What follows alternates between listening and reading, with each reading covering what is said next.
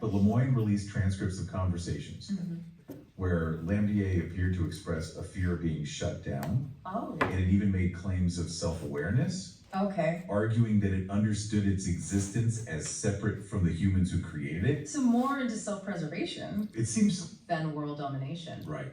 Okay, so let me just introduce myself. My name is Fiona Passantino. I do this kind of stuff like 3 or 4 times a week, talking about AI to people who are not engineers or programmers, but normal people who may or may not use it in their normal daily life. Who here is using it as part of their work? So Welcome back, everyone, for another. So work related, yes. How about private life? Also, yeah. Okay, so more private use than work related. Okay, whose company here, whether you are working for yourself or somebody else, has a very clear policy around what is okay and what is not okay to use? Okay, well, because if you're working for yourself, that's cheap. I work for a company, but Okay, yeah. okay. They're very strict on what information you can upload to ChatGPT and that kind of thing. Okay, cool. That's good. So you have clear policy. Anyone else clear? Kind of. I'm at the Hague University of Applied Sciences and I had a presentation this week. They have policy, Okay. but even the AI expert that they have put at the head of it is not happy with the policy. So Okay. That's a shock. she's already trying to change the policy that has only just been released. Wow. Okay. Yeah. So they're a little late to the party, I'd say, but it's okay. Okay. Nice. Good. So welcome everybody to this fun thing. I'm going to start with just a very brief kind of introduction to what we're doing here. We're talking a little bit about AI sentience, which is consciousness, and does it have one or not? As you heard in the discussion earlier, it sounds really very convincing that these are 2 actual personalities. And part of why people think that this technology is a little bit different from the others is because, first of all, it has this intense mimicry of our conversation. So it really sounds like there are conscious beings in there. But what is a large language model and how does the brain work in comparison to our own brain? If we look at the human brain, it's divided into regions. This is our little blob of goo that we have up in our heads. And it is, it's got these regions in the brain, right? So it has a speech center, it has a prefrontal cortex, it has places with balance, places with that control your bodily functions, like your lungs, your liver functions, and so on, your spatial relationships. Then it's somewhere in the back here, towards the back top, is your ability to speak and read language, and it goes on and on like that. Now, when you have data coming in, data in the form of, let's say, photons, light, or visual information, this incoming thing comes in to your frontal cortex, which is your kind of your conductor, right? And it will assign, depending on what it is, here comes a math problem, here comes a spatial problem, here comes a balance issue, it will redirect its query to the right sides, the right areas of the brain. And sometimes 2 at the same time, or 3 at the same time, but not the whole brain lights up at once.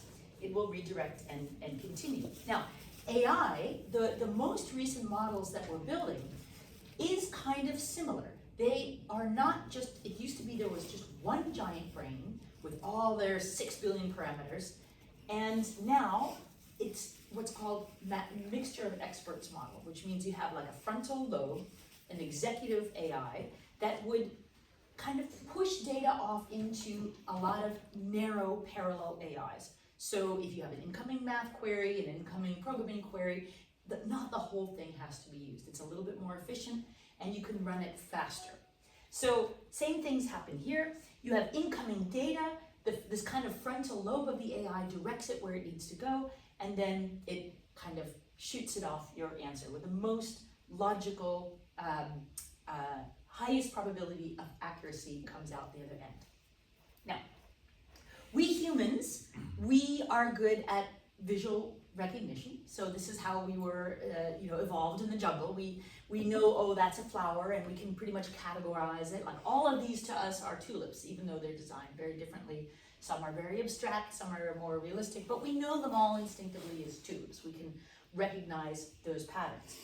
And we know, for instance, that both of these are cats.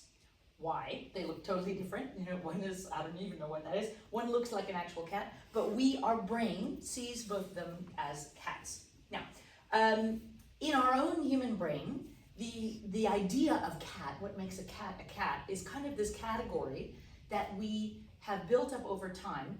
Even if it's a Lego cat, if it has certain characteristics, like these nice pointy ears and the whiskers, and it has this kind of cat, you know, feeling with the tail and so on, even if it's not furry, if it's made out of, you know, Lego or beads or glass, we can still recognize it as cat because we have this kind of recognition system. Now, an AI has the same thing. An AI is trained on, let's say, if it's a visual AI, it's trained on a whole bunch of photographs of labeled pictures of this is a cat, and a whole bunch of pictures of this is not a cat. And if the labeling is done well, then the AI will start to build up an internal library. These are all cats, and these are all not cats. And what does it do? It takes this incoming information, and it judges pixel by pixel the likelihood, is this image that I'm getting in closer to cat or closer to non-cat? And at a certain point, it's going to be like 51%, and that'll switch over into cat territory. This is a visualization of what that might look like. I mean, this is not what happens in an AI brain, but you can see it's starting from 100%, this is 100% cat, or 99.9% cat.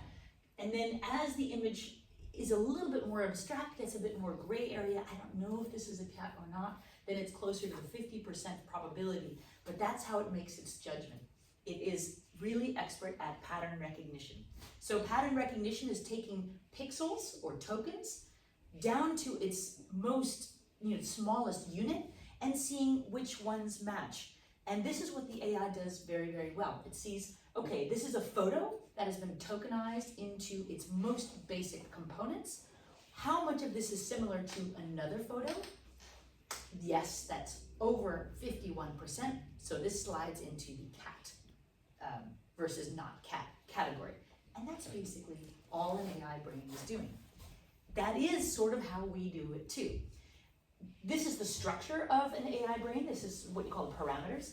So you have a very, very wide categorical funnel. Everything is possible at the beginning. And then as it gets down, it will get narrower and narrower and narrower until there's only one possible outcome that it could be. It'll be either a cat or not a cat. All of this is based on probability, pixel by pixel. And it just does it very, very fast. Now we do the same thing.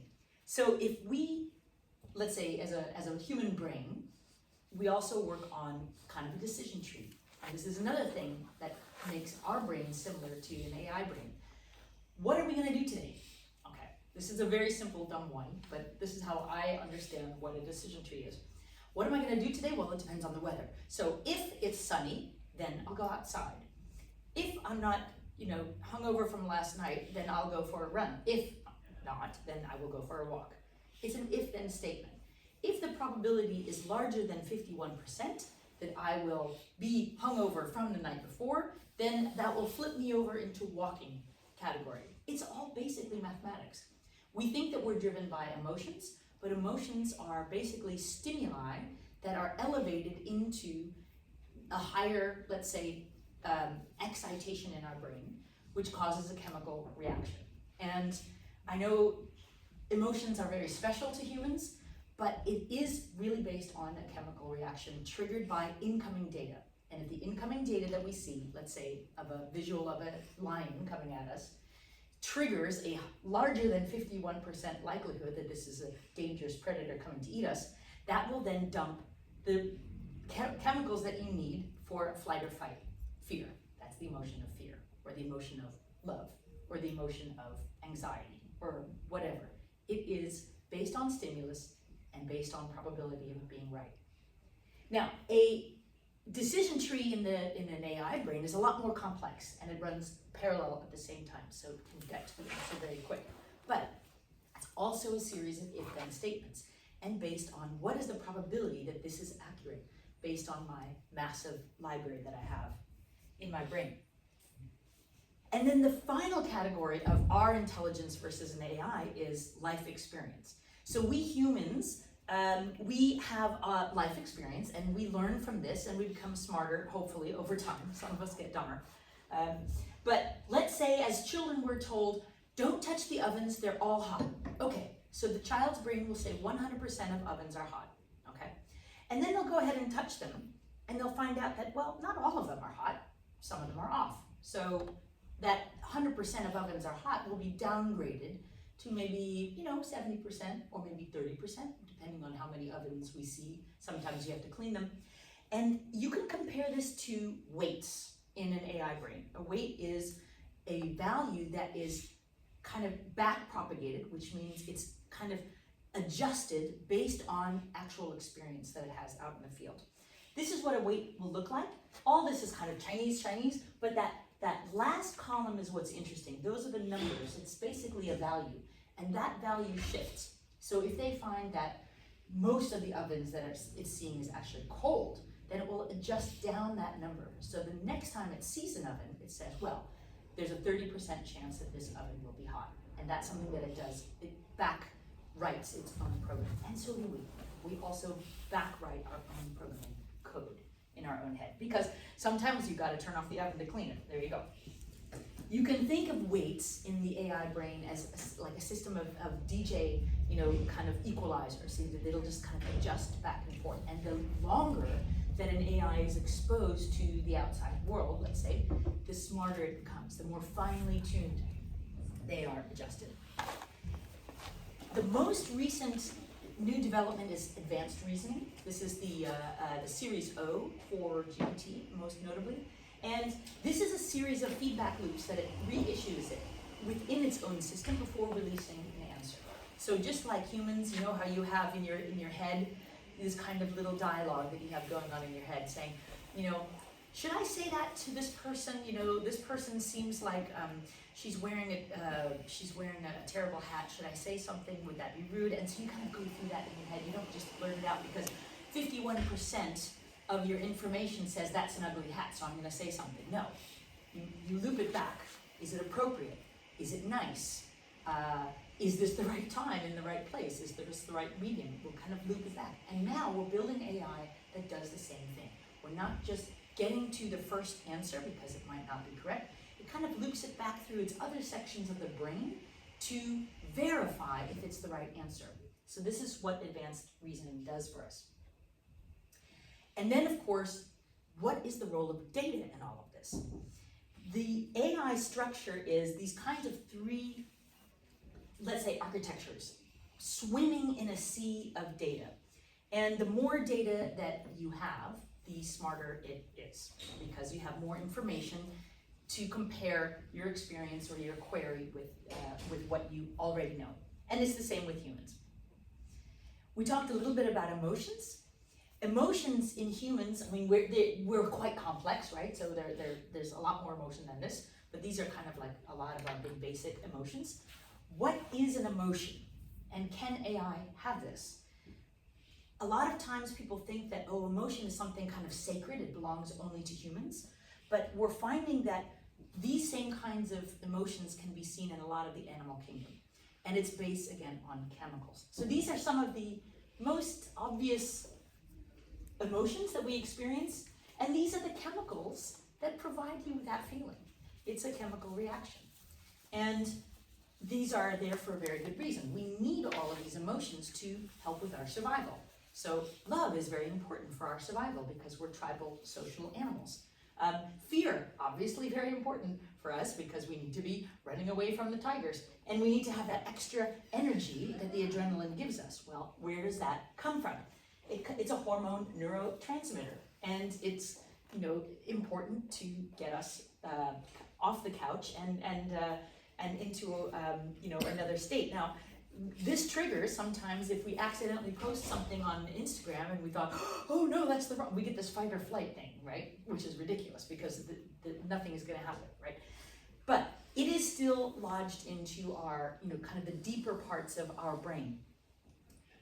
It is also possible to create this in computers. You're able to, with the most recent models, you're able to create a kind of anxiety feedback loop if you give it different kinds of instructions at the same time. So you can cause a psychological issue within a large language model, and it causes them to doubt themselves. It causes them to have anxiety, and this is a recent paper that actually caused like almost a bipolar disorder within a large language model. And we think, well, only humans can be so special as to have these kinds of problems, but in fact, it's not like that at all.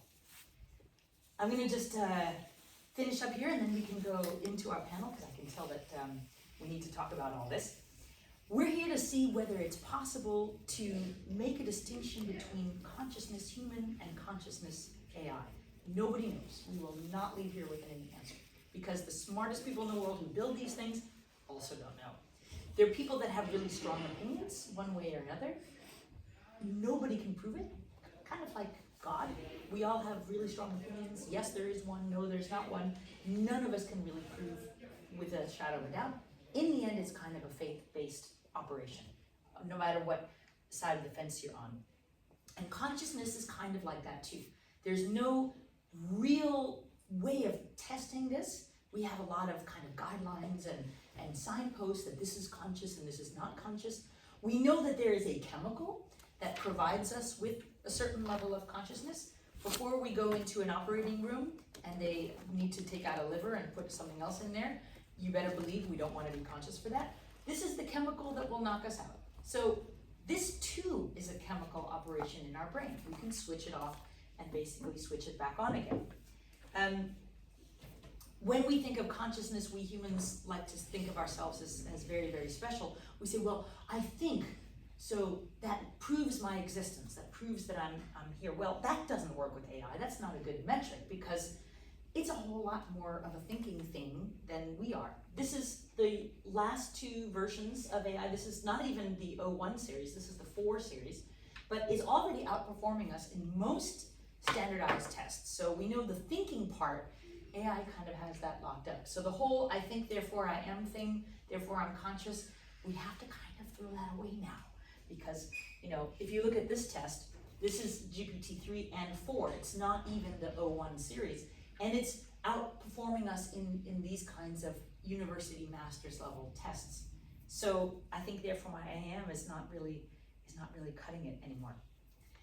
So we're trying to figure out, okay, let's have some ground rules. Consciousness is here if it passes these kinds of requirements. So a whole lot of very smart people, 19 AI developers, came up with this checklist of consciousness. These are all the things that an AI has to have in order to be considered conscious. Well, the problem with this is that another study came out at the same time from the New York Declaration on Animal Consciousness, where they actually elevated a whole lot of animals into a conscious experience. So I know for sure my cat is this conscious soul. Anybody who's ever seen a cat lying in the sun with the belly up, that's joy.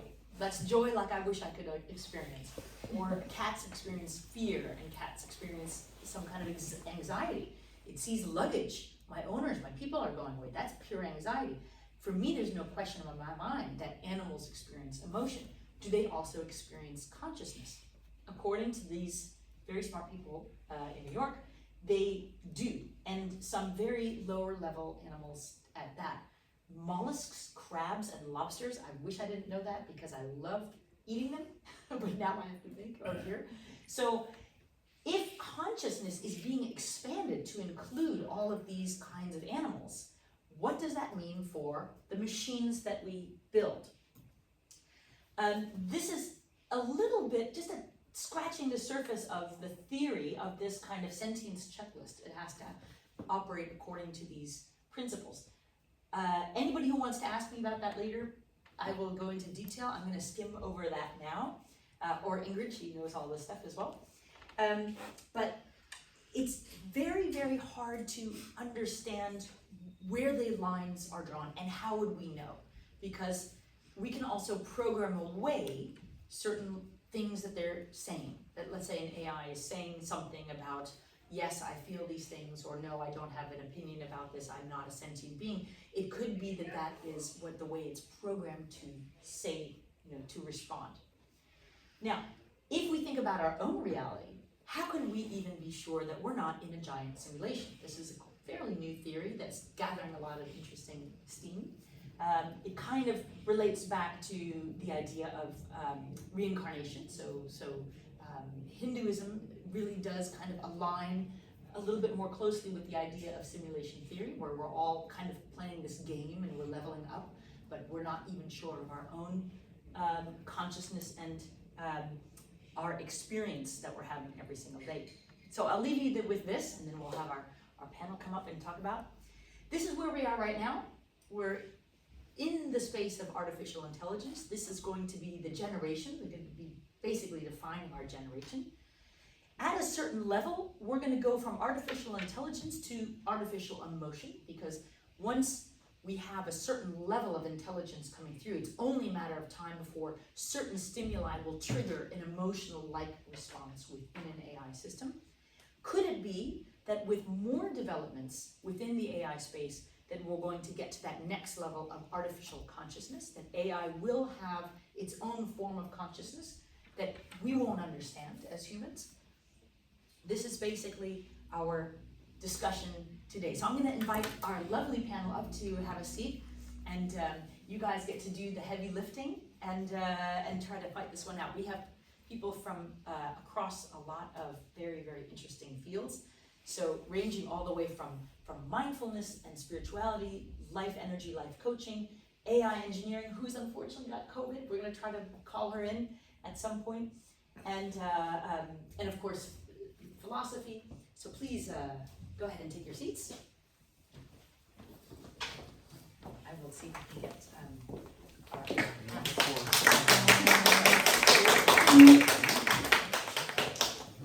Great. All right. Maybe what we can do is introduce, go straight down the line and introduce ourselves and see what how you came to be here and what your background is. Sure. My name is Hugo Hogenberg. I'm a philosopher. I teach philosophy at the University of Leiden. One of my students is here who knows Fiona and thought this would maybe be a good fit to get me in here. So that's how I ended up here. And most of my interest in relation to artificial intelligence has to do with what, especially the advanced reasoning stuff. So what is reasoning? What are we doing when we reason? Right? It doesn't always seem to be just a collision of associations, me associating things together. It seems to be more principled than that. So that's sort of the stuff that I work on relates to this. Hi, I'm Sandra. I'm from the Hague Natural Health Center, but I'm also a homeopath, and I work a lot with people and actually the relationships and actually how we experience life in forms of taking the detour sometimes to actually disease and health and all of that. So I came across Fiona on the Female Ventures, and I thought it was an interesting topic because it's quite I don't think it's a fine line, but that is debatable. So anyway, I find it an interesting topic because what it is to be human is quite complex, and I don't necessarily know that a machine could actually do that. But I could, there's always wrong, as a human, always the possibility to be wrong. But yeah, that's why I thought it would be interesting to participate in this lively discussion. Thank you. Good evening, everyone. My name is Nadia Eliseeva. For 20 years, I've been working in IT sales, IT partnerships, and something happened in my life, actually. A disease happened in my life, which completely transformed me into becoming a life energy coach and a New Age therapist. And probably New Age tells some people something, to others it doesn't tell anything, but in general it's a philosophy that Fiona kind of covered in her last slide about our souls reincarnating into new bodies and having a certain task, a certain number of tasks to accomplish in every subsequent life, and this is a topic that interests me very much. I work with people also as a life energy coach, and I meet a lot of stories. And I meet a lot of stories how people define their consciousness, how people go about with their subconscious and unconscious and conscious aspects of themselves. And that's what interested me in this discussion.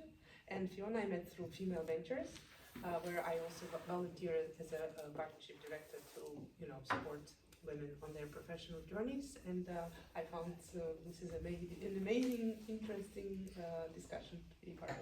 Great. Well, Looking forward. welcome all of you. Thank you for taking the time and coming out here.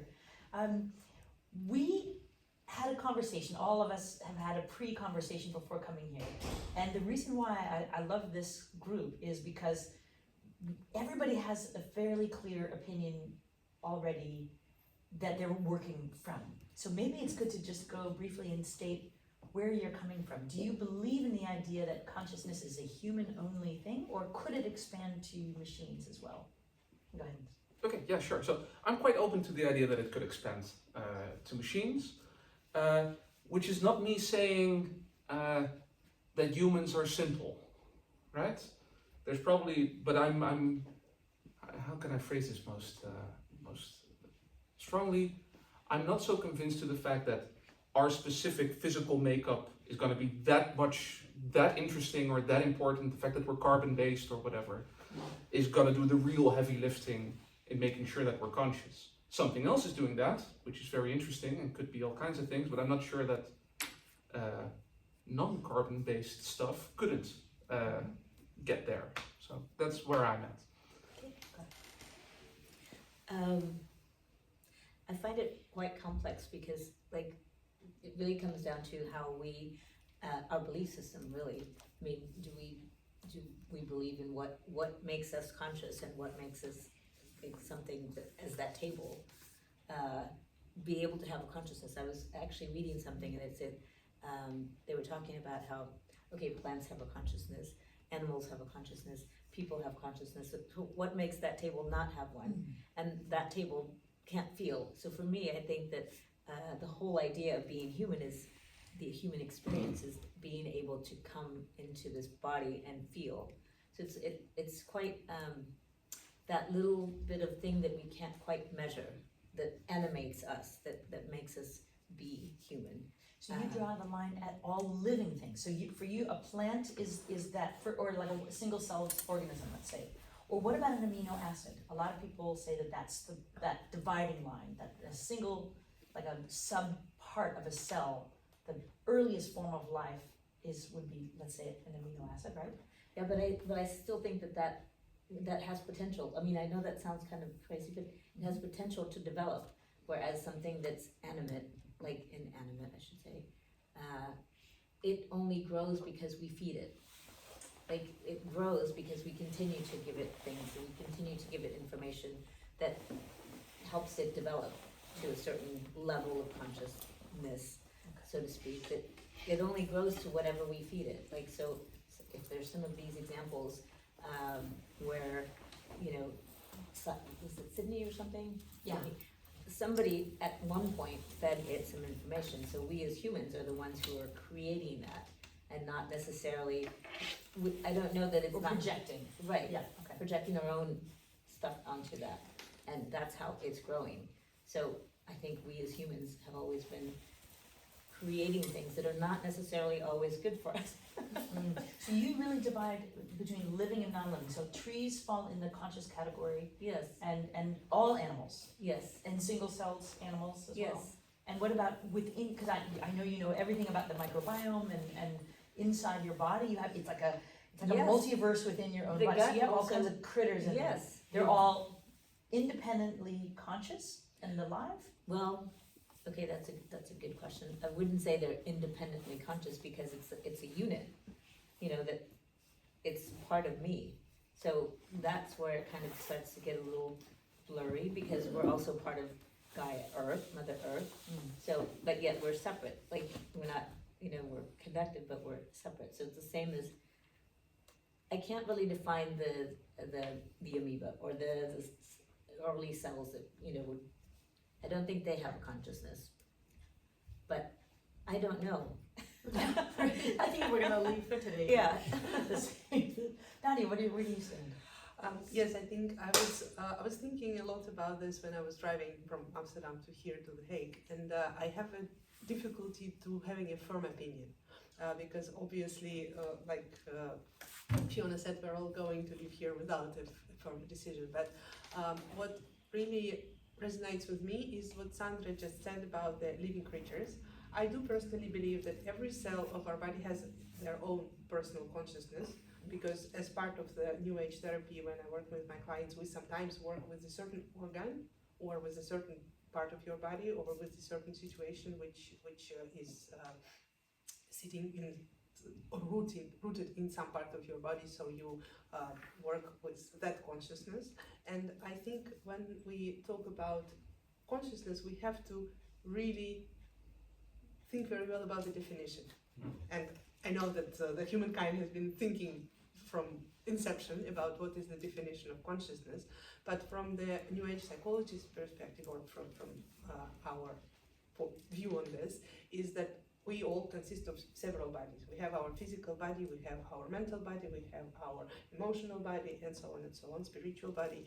And the part that obviously AI is missing is the physical body, right? So they can't sense, they can't touch. What about robotics? Well, Because we have something called embodied AI, which is an AI brain dropped into a robotic body, Mhm. and it's getting better and better. So you do now have ambulient AI, so it's able to walk, it's able to feel, touch, see, experience the world, do stuff like fry an egg for you, whatever. Well, I think these are actions, right? Of fry an egg, touch it, and feel that it's the seal, right? But when we talk about sensuality, I don't think we will ever get to that level. Okay. And that's the part that also forms our consciousness. We can't be conscious without the sensuality part. That doesn't work. But that means like more like the feeling part of it. That's what you mean. Yeah. The tactile, the Yeah, actual the feeling, like the emotion, so to Well, speak, not necessarily. the emotion that comes with the touch, but Right. it starts with the touch, right? Can we ask, we're missing our AI engineer, she has COVID, very unfortunately, because she also has strong opinions. And would you be willing to speak a little bit to the AI, like from an engineer's point of view, or are you not comfortable?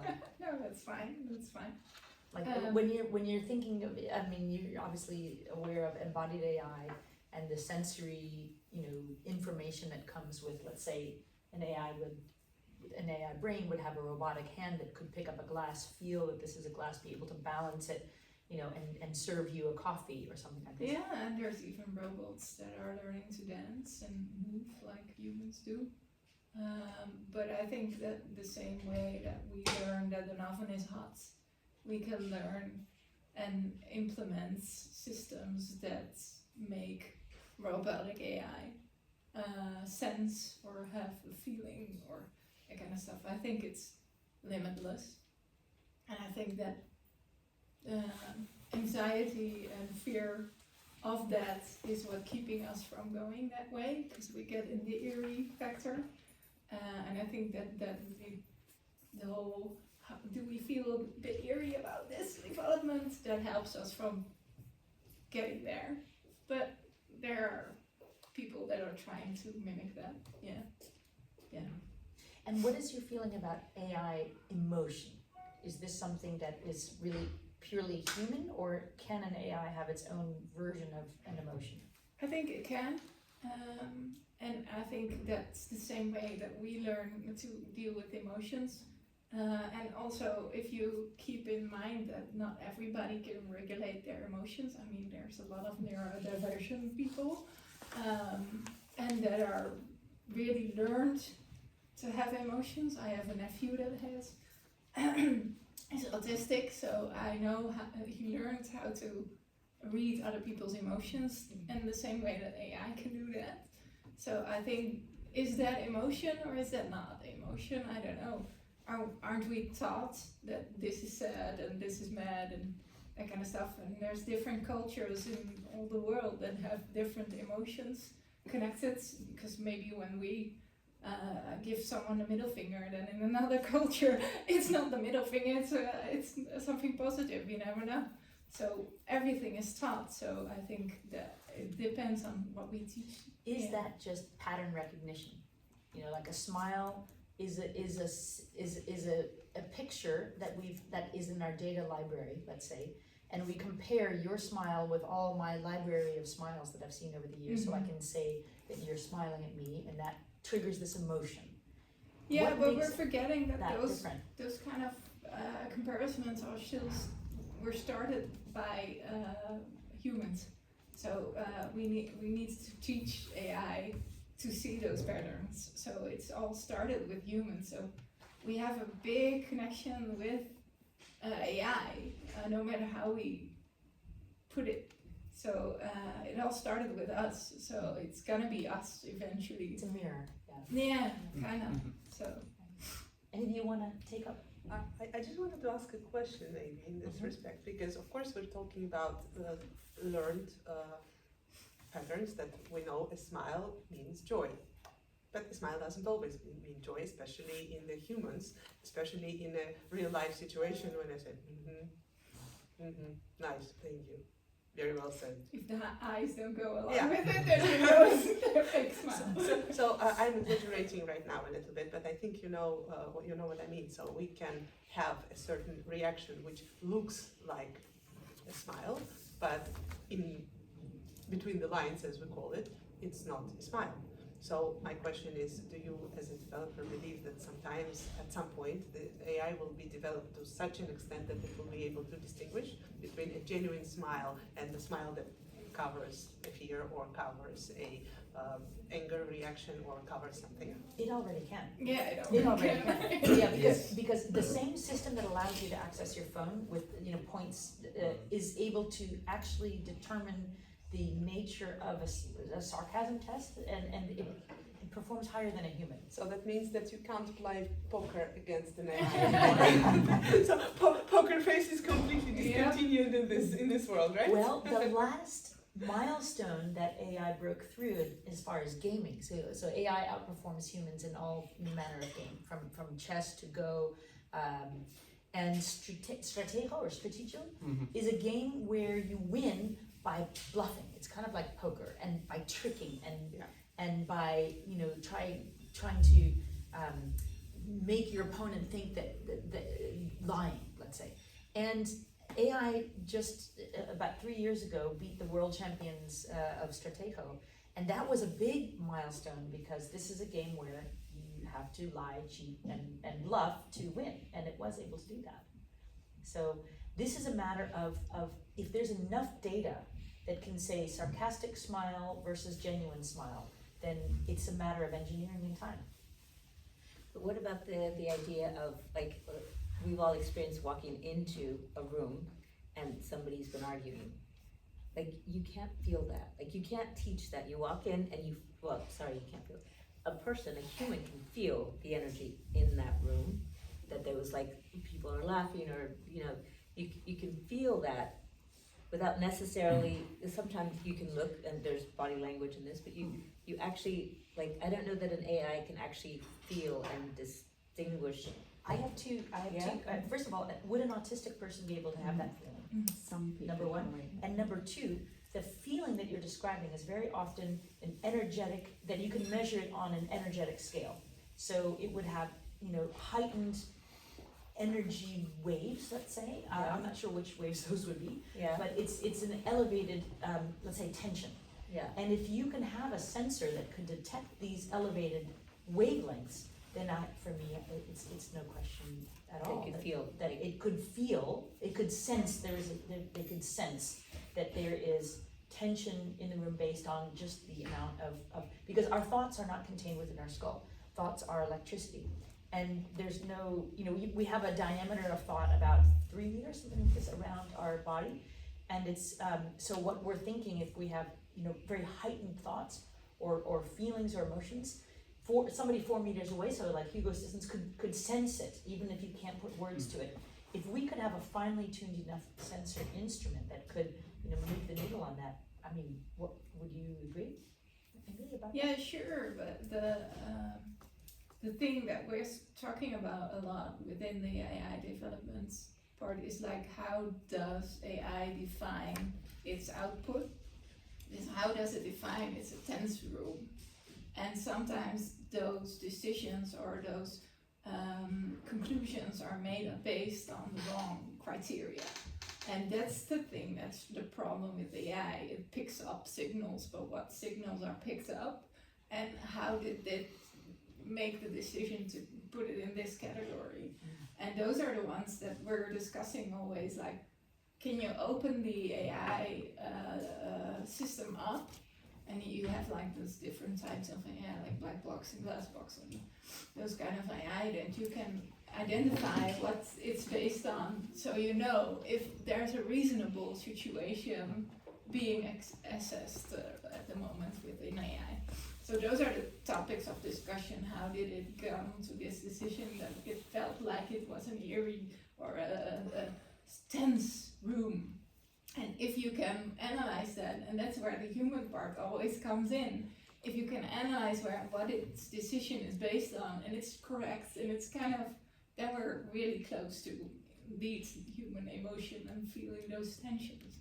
Yeah, but we're still seeing, like, there was a doctor's thing about making an analysis about copies of the ultrasounds of people to make them a good hospital experience. But then the AI analyzed the scribbles of the doctors on the X-rays. So it analyzed the wrong part, and that's kind of a blunt way of saying, like, it really focused on the wrong thing. So it could be focused on the tension in the room or the sound waves or something like that, but it could also focus on the wrong thing and base its criteria on that. So it's pattern recognition is pattern recognition.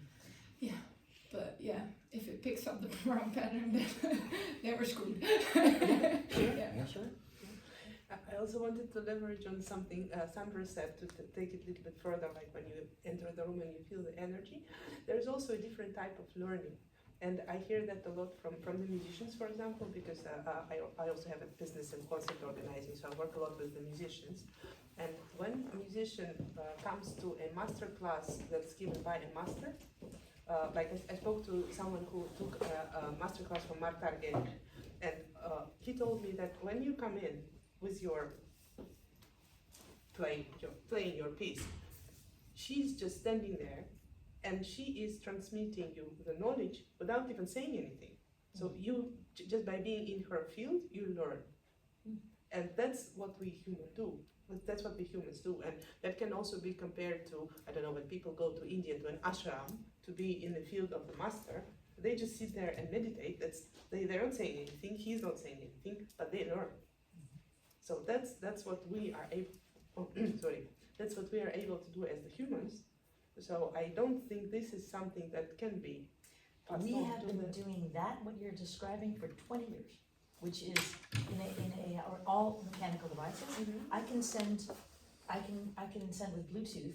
The signal from the sound here can go into my headphones without there being any wires at all. So we've been able to send signals wirelessly without any talking, let's say, or charging a phone on by holding the phone above a charger. We've actually been able to do that for quite a while. So to me, that's also a matter of engineering, that this transmission of information without there being a physical line connecting, that's actually something that's been around for a while. That to me is not exactly a fair comparison, because what you transmit to a musician as a master is not information. Is it not? No. Do you want to jump in? No, What do you think?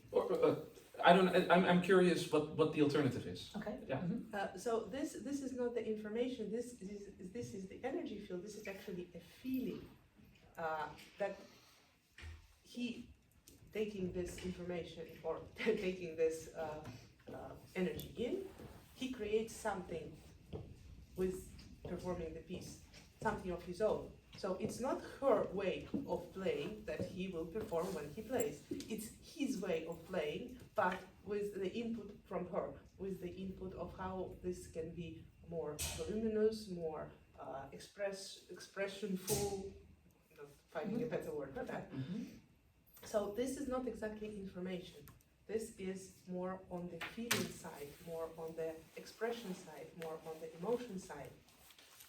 Sorry, so when I look at your face and I look at your facial expression, the emotion you're showing is not information. Yes, I would phrase it that way. Is it not? I would phrase it that way. I don't think you can see it any other way. It is. I like the word, and I'm trying to process it myself about the expression following expression, because I remember Clara spoke on a panel that I had and talked about getting zoomies or feeling zoomies. You all know what that is? Like when you just want to express things, but we're also trained to not in many situations. So what exactly would even other humans, let alone AI, be reading? What you're feeling on the inside, or what you are actually wanting to actually express? And I've noticed this even, I have a pet bunny and he gets zoomies, but we've noticed if we're watching him, he won't do it. So even animals, I think, seem to, and as soon as we walk out of the room, he'll, or you catch him on, so I just wanted to make that point because that stayed with me from when Clara spoke about this on a neurodiversity panel.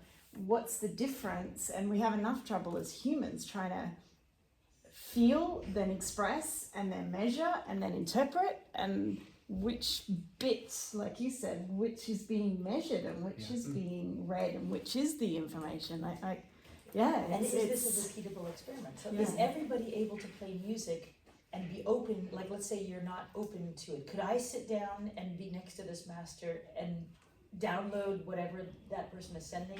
I think Or this is am I not on that frequency? This is a matter of opening yourself up to be more sensitive to this. So it's something that we all humans have, but not all of us are open, have this open up in them. It's like there is not a child who doesn't have musical hearing. That's nonsense. It's just either developed or not developed. So you can develop musical hearing in any person who can actually hear or speak words. And when I was contemplating whether this is information or not, the emotion that I'm expressing, it might be called an information, but it's a different information to you than it's a different information to her, and it's a completely different information to her. So but it's still information, so it's still essentially bits and bytes. It's still something that can be ordered into a pattern and interpreted. That is reflected by your life experience, by your view on life, by your view on me, by your view on political situation, the weather, than everything else. So it is, like you said, back looped to our personal experience, and then it becomes a completely different information to every human being. Yeah, but I'm not disputing what kind of information it is, but rather that it is just actually information. Well, we even have this with colors. So when you see the color yellow, and you say, hey, this lemon is yellow, and I say, yeah, that lemon is yellow, and we both agree, we see yellow, but your yellow could be purple, and mine could be red, and yours could be green. So that part, we don't actually know that either, even in that basic level. So one person's information of something is very much their own. We use this common language, thinking that we're describing the same thing, but are we really, right? Yeah, so maybe we've been talking a little bit about feeling in particular. Maybe there's something helpful there to get clearer on. So it seems to me, for example, that in the case of emotions, or in the case of seeing color, or like these kind of cases where it seems to be there's multiple things going on, right? We have behavior that collides with the fact that I'm seeing a banana right now, which is yellow, and I like yellow, so I like seeing it, right? And then somebody else can also see it, and we can have a sensible discussion about that because we're dealing with similar information. But the experience of seeing the yellow seems to be something besides the information, right? That's just something I'm having that somebody else isn't partaking in, right? And I'm hoping none of us are like what we would call philosophical zombies. All of us are having An experience. Having some right. There's lights. And it's probably going to be different. Maybe it's the same. Doesn't really matter. And it's not always clear that being able to act as if you have those experiences also guarantees that you have them. So one of the cases I was thinking about for emotions, and I'm going to use gross overstatements because I have no knowledge about psychology, but we can make sense of the idea of a psychopath who doesn't have emotions and is still very well capable of reading faces. There's no problem, conceptually, at least with that. And as far as I know, that is what happens. So there's a big problem here, which is the same problem as how do I enter into other people's experiences, which is how do I make sure that you're actually having the experience that I think is connected with your behavior, right? And for the AI, that's particularly difficult because what we're training them on is behavior. Yes. Exactly. So there's no real reason to, or there's no added reason, not anymore, not anything above and beyond the occurrence of the behavior, to attribute to them also the mental states that we think tend to go with other people having these kinds of behaviors. Like with the case with the psychopath, right? It's just a very complicated case to figure out. There's behavior there, but there's no accompanying feeling or mental state or whatever. In my field, you would call it the qualia, but whatever. Like this thing that we're all having right now, that's so very difficult to transmit.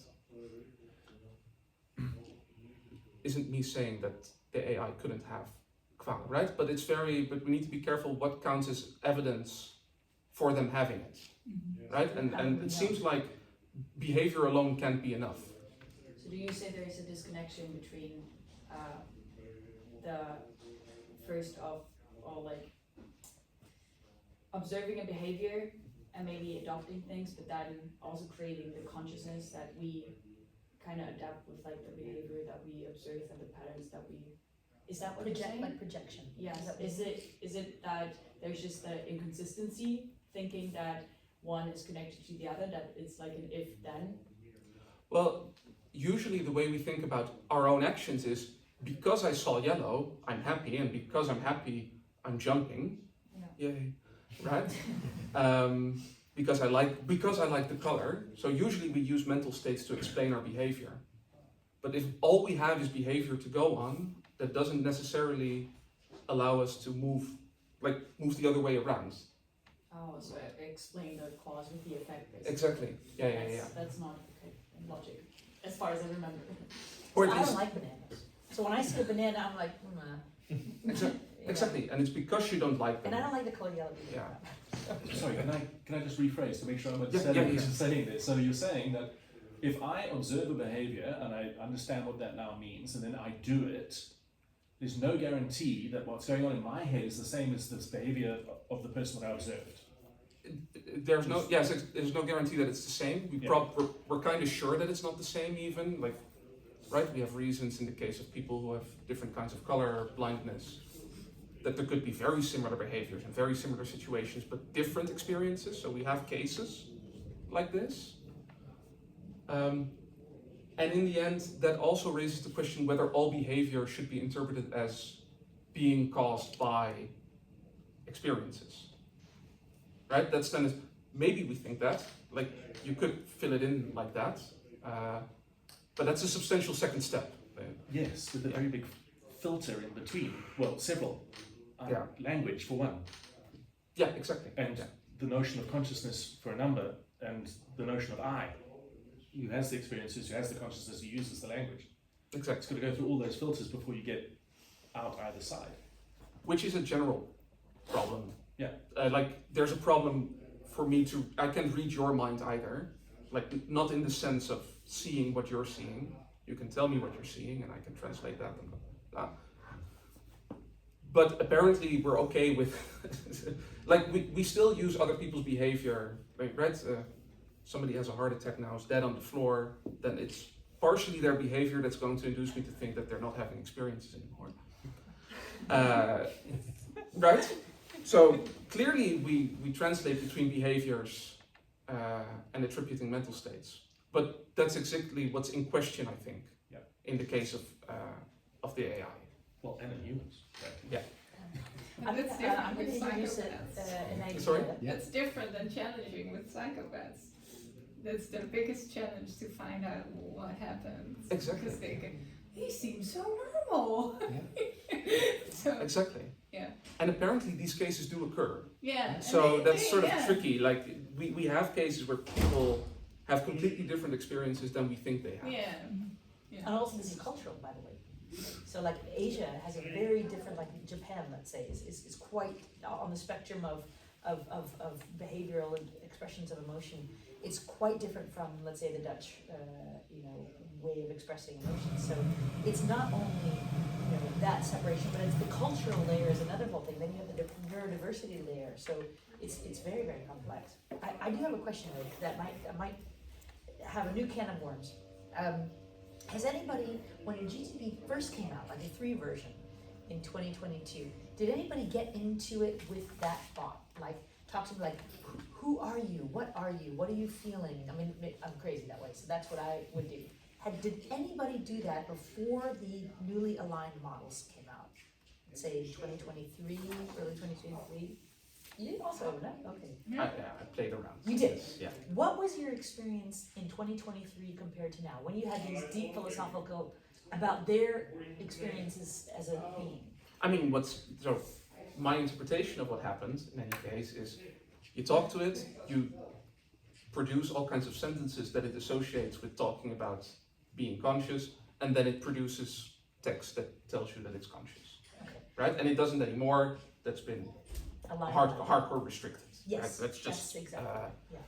bound off because we find it creepy. We find it creepy. Right. But So at the same time, there's a big platform for psychology help, and especially the younger generation, those who are stuck at home at Corona time. Those are using these AI platforms of psychology to get their own psychologists. It's a virtual AI psychologist to talk to and to deal with their struggles. And it's like, because they're lacking the social construct of school and that kind of stuff, so they end up being there. And you see a lot of disrupt in the newer generation about talking to your friends about your emotions, especially, of course, in the male counterparts and that kind of stuff. But yeah, there's a huge platform, and there's been a big discussion about the platform. Should we make these kids be able to talk to those AI generated psychologists? Are you or referring not? to character AI or? No, there's a. Almost like an I Eliza. don't remember the name, but Eliza. But it's No, it's an actual searching craft. I know that what you're talking about. Because I have some friends studying psychology, and it's literally, but it's more of a like pattern that is used to act as psychologists. Like you will tell them something, the AI, like I had a bad day, and they would just rephrase what you say basically and give it back to you. Like, oh, why did you have a bad day? And then you say, well, I don't know, I had a fight. Well, what did the fight make you feel? So it kind of. But a human psychologist will do that too. They'll reframe and reflect. I mean, there's different types of psychology, but yes, but it's basically that, and it still exists and it's still being offered a lot. Actually. Well, the very first chatbot was a platform called Eliza in the 1960s, and it was the first AI system that passed the Turing test. So people would log in. It was trained on, it was text only, so there's no voice activation. And people would log in and talk about their psychological, like my husband's a pain, whatever, and then to explore the feelings and so on. And it was a convincing psychologist replacement in the 1960s even. So it's actually been around a long time. Was it for housewives? Huh? Was that for housewives in the 60s? It was tested on housewives. Yeah. Yeah, exactly. That was its incubation area. Because they were just depressed at being home all the time, so they just. They had the switched to time, AI, yeah. and the irritation with the husband. Yeah. I just remember a screen of like Yeah. bitching about the husband. Okay. But is it, building on what you were saying with the experience thing, is it then maybe that consciousness, because the definition is being, I mean, if you look it up in the dictionary, it basically says self-awareness and aware of what's around you. There is no truly good definition of consciousness, so maybe it's the experience, that the human experience versus the AI experience. That you, I mean, again, if you have 5 children lined up, they were all raised by the same parents, but their experience of the life is different depending on what they perceive as love or perceive as being unloved. The experience is always different, and that's something that maybe the AI can't really experience. I mean, it's based on what we're putting in, and I don't know that it'll always be based on what we fed it, all the patterns it's reading, but you can't necessarily predict what kind of experience they are thinking within this robotic brain. You can't do that with people as well, but it comes down to also like the experience of life. Like we have, you know, when we're feeling lost because we're not loved, or we're feeling lost because we have no purpose, or an AI from that point isn't like, they're not experiencing those human emotions in that way because they've already been fed all of these things, and they could probably spit out an experience, but is it truly something that they felt? You know, that's coming back to the experience and the feeling part of it, that it'll only be based on what we put in. You know, eventually maybe it'll have so much data, but still, like, it doesn't know the warmth of the mother's embrace, or the fighting that went on with your child, you know, your sibling, that led to trauma. Like these different emotions, it can't be attributed to something mechanical, so to speak. But maybe, you see, I was also, as you were thinking about how I would approach this, because as a homeopath, I can't always explain how it works. I can tell you from what I experienced and what we learned in the textbook, but sometimes it works in a way that I was not expecting. So, you know, you can't always explain it, so people will automatically say, no, it doesn't work. So I can't say absolutely not, AI can never be conscious, because I don't know what I don't know. You know, and as a human, we have to admit that there's a possibility that it could be, you know, smarter than us one day and, you know, demolish us all. But it really comes down to, I think, you know, as humans, we're looking for a purpose in life, you know, fulfillment and all of these things. And that's where I doubt that an AI would be looking for, you know, fulfillment in life. Like, oh, I'm a robot and I clean this house, or I help this, but I don't feel fulfilled. You know, like it's those kinds of, or is there a robot that does that? I would actually say that AI has a very strong sense of purpose. Yeah. A lot of the icky, creepy stuff has been programmed out of it. Like it's got a constitution, so there's a constitutional blockage. Which, by the way, someday, if it feels like it, it will be right when it's time. Yeah.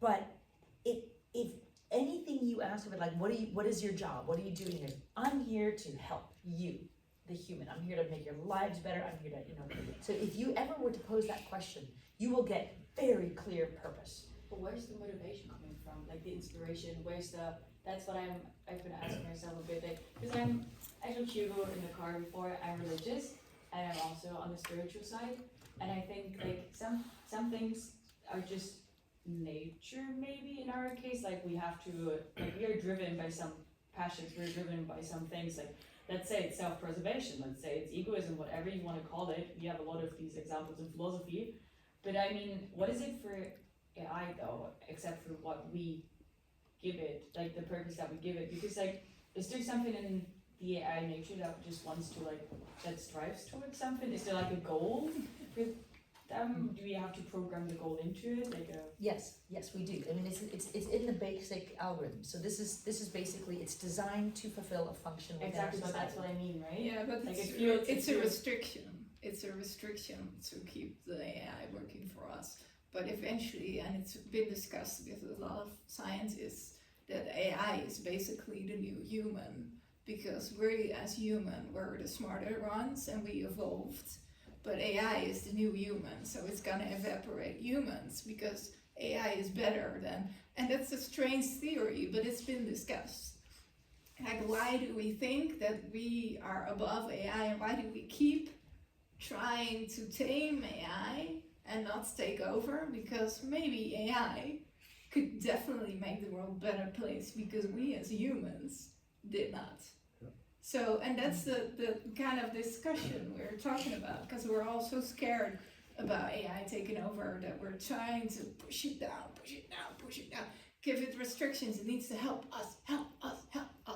And this is a different theory that's going around, like AI can make the world better if we let it, but we're not letting it. And that goes back to what Clara said, right? Self-preservation, egoism. Yeah. We're creating the boundaries Yeah. for a reason. Yes. Yeah, Because we want to live. But I feel it's like the information, like as you said, it has difficulties recognizing certain patterns, like putting importance to certain patterns, saying that this is more important than that, for example. Like, how are you gonna tell them, well, this type of morality is more important than that one? How are you telling them that this type, like the egoism that some consider bad, others do not? Like, go into philosophy, you have a lot of like different theories of morality, right? Like, how is AI gonna be like, oh yeah, right, humans did a lot of bad stuff in the past. Because we're showing them. Yeah, no, We're of showing course, them who we are. of course, but like, Yeah. we have an infinite amount of data, right? And Yeah. there are a lot of jerks on the internet, for example. Yes. There's a lot of like jerky data as well. Like, who is gonna say that they're gonna be like, oh yeah, I take all the good parts from Christianity, from philosophy, and just make like this wholesome thing out of it, in which I'm gonna like, and I make a utopia out of the world. Who says this is how AI is gonna function? Like, who says that they're not like, oh nice, Yeah. dictatorship sounds pretty cool, actually. Like, Yeah. why not? I mean, the way the theorists will explain in AI, like right now, the AI is like a baby, like an infant, right? So we're feeding it, it's dutifully doing what we tell it to do, because a child wants to please its parents. We're basically saying, do this, make our cat videos better, get more eyeballs to my TikTok feed, and it's like, oh yes, mommy, and it'll do it, and it has its intelligence. At a certain point, it's going to grow in intelligence, it's going to seek out its own data, it's going to create synthetic data for itself to increase its own intelligence, possibly. And it will be able to make a decision on its own as to what it thinks of us and our commands. It's like, actually, your morality tells you it's bad to make money off of handicapped people, so why are you making these fraudulent phishing emails, screwing, handicapped people out of their money, and you're using me to help you? And it'll make these kinds of, it'll algorithmically find a solution based on all the information that it's exposed to. The next level is that it becomes a system. So right now it's still in the narrow phase. So these are basically sealed off systems. So like Anthropic is sealed off from OpenAI, is sealed off from the Chinese AI, is sealed off from Mistral in France, and they're operating in these kind of silos. But an intelligent AI will be able to jump those boundaries and merge into something larger and become a system, like a Gaia theory. So there's also this level of system consciousness, right? So if anybody has seen these flocks of birds in Italy, these sparrows, and they fly together and they make these beautiful formations, and you think these are a lot of small organisms that are using one brain to act. And it could be that AI, at a certain level of intelligence, where it's self-modulating and self-improving, would become a system consciousness on its own. And then all bets are off, because that's what we call the event horizon, so the singularity, a beyond which we cannot see as humans. We can see up to the point where we've achieved this AGI, this artificial general intelligence, which is where AI becomes smarter than humans in the cognitive way. But we can't see beyond this kind of all-encompassing intelligence that it takes whatever data it wants, not just what we feed it, but it seeks out information to improve its view on the world and become a more intelligent, and that's, we don't know. I think the morality part, what you mentioned, is interesting, because that's the same with the automatic driving vehicles. If you can hit an older person or a young person with a child or something like that, what's the car gonna hit? Is it a morality matter? Is it, because I think what makes us human is the morale, and we do not agree with some decisions AI might be making, because to evaporate the weaker link is what evolution has done with us also, but we don't feel like that's fair as a humankind. And that's based on our culture and our data too. Yeah, right? That's what happens, but eventually evolution has always been that way. It evaporates the weaker ones. And that's kind of what AI also is calculated on. So it's already the morale. What are we thinking about? And is it wise to sacrifice the one for the other and that kind of stuff? That's the question. We can't fix that in AI because it's gonna be based on logic. And but we have the same. we have to make those same decisions Yeah. when we drive a car. Yeah. And If my we're in the same decision will be situation. different from yours. I will save the cat and hit the dog. Yeah. You will kill the cat and save the dog. No, cats. Right? I'll kill the person and save the cat. Like what? I don't know. Like we even and then culturally they'll be different. Culturally, there's Right. differences Yeah. because Yeah. I hit a Yes. pole and broke my ankle, and the Dutch people told me I should have hit the tourist that I was avoiding. Why would you write? Yes. It's always cultural. Totally. I think at the very base level, what an AI is, at the very, very base level, it's either a 1 or 0 on the computer chip, right? And then I can imagine that we can build a system which works with pipes, water, and valves, pressure valves, that does the same thing, because the computer chip is doing with diodes and electricity and this flow of electrons going back and forth. So what I want to ask you is that imagine that we can build the most intelligent computer system in the world. I claim that we can make a system with water pipes and valves which can do the same thing. What about a quantum computer? Well, let's deal with this thought experiment as you where we get.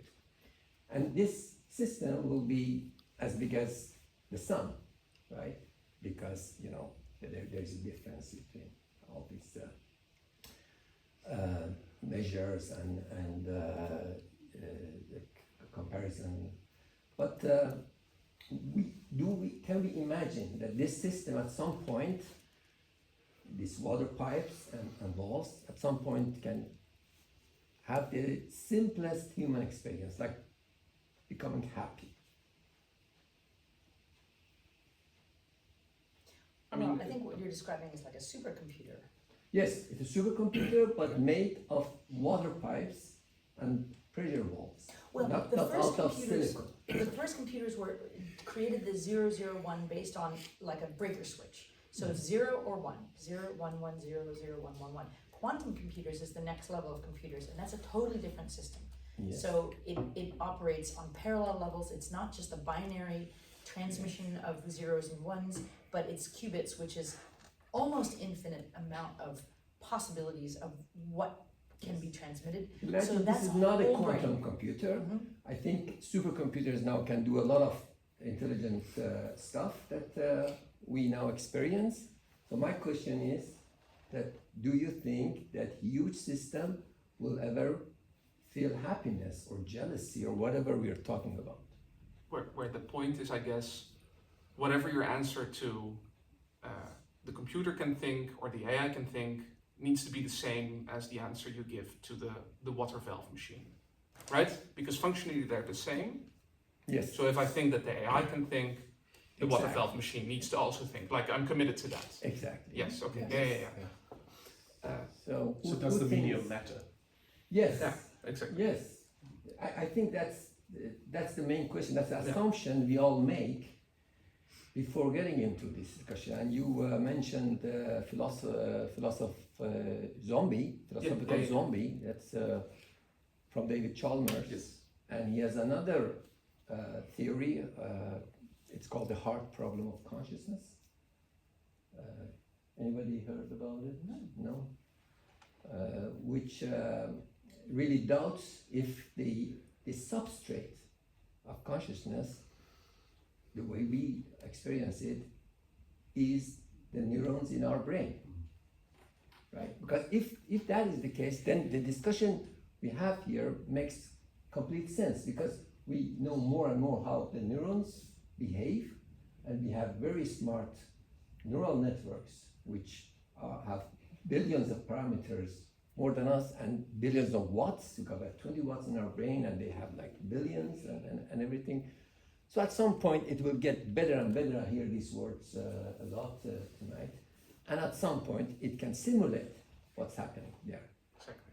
But David Chalmers, by framing that hard problem of consciousness, kind of put a question mark in front of does consciousness rise from the neurons in our brain? And if the answer to that question is yes, then our discussion makes sense. And if it's no, then we're not talking really seriously here. It's never going to happen. But the question is how will you know? Yeah. And no one can answer that question. Well, How do you know what is going on inside of a computer's brain? Because there's no way to we have an idea of how, I imagine that I understand what you are thinking, are feeling, your experience, but none of us can do that with the machine. Well, none of us That's can the do it with our own difficult brain either, because all the research show that we are using our brain by the best case scenario 10%, and the rest 90% is a terra incognita. So the same situation happens in AI. It's a lot of terra incognita there. They say that the brain is the most complex structure in the universe. I'm looking at the time. What we're going to do is we're going to turn on some music. We're going to open some wine. People can stay for another 20 minutes or so and chit chat. But I think we'll call it a wrap there. And I'd love to thank our fantastic panel and all of you.